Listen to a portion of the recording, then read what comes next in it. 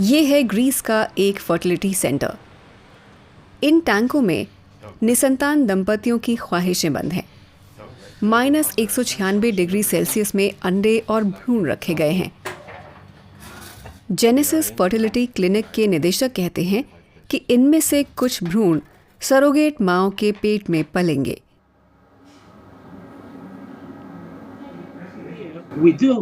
हम लोग सरोगेट माओं के जरिए बहुत से बच्चे पैदा कराते हैं।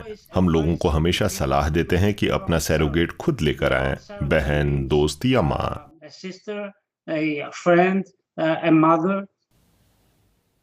अधिकांश यूरोपीय संघ से उलट ग्रीस में सरोगेट मां बनने की इजाजत है, लेकिन ये एक अपवाद है और सरोगेसी से पैसे कमाना वर्जित भी है।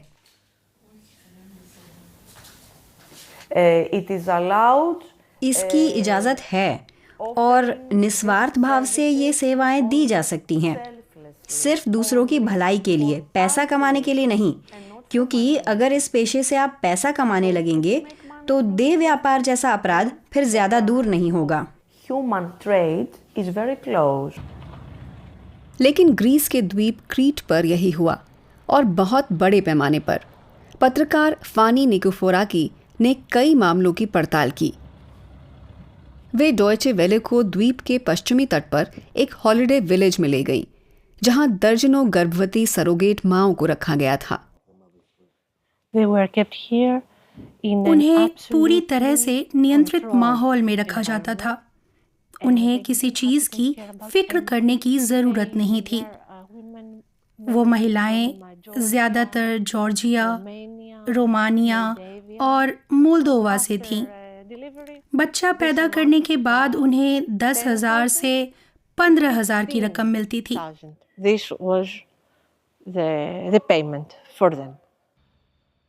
स्कैंडल का भंडाफोड़ 2023 की गर्मियों में हुआ।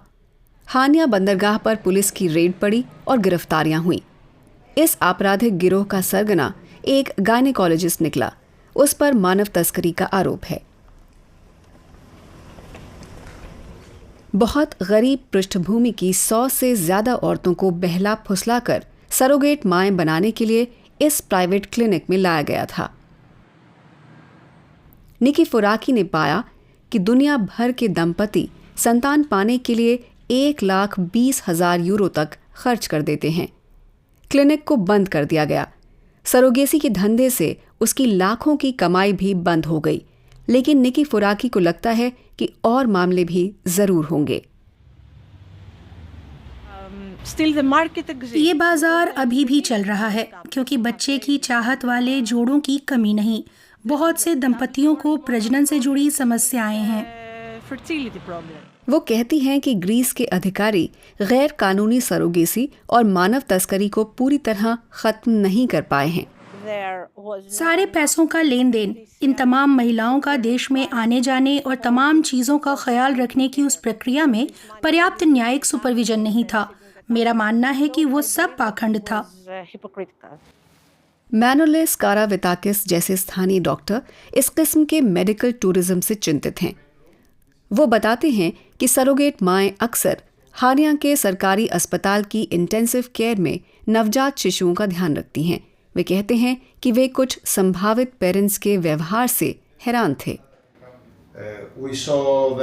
हम उन्हें कभी कभार ही देखते थे, बहुत ज्यादा बार नहीं।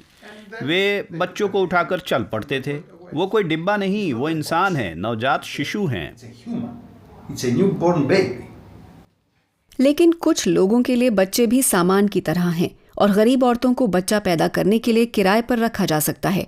फानी निकोफोराकी जैसे बहुत से लोग आशंकित हैं कि ये धंधा ग्रीस में कहीं फिर से ना पनप उठे।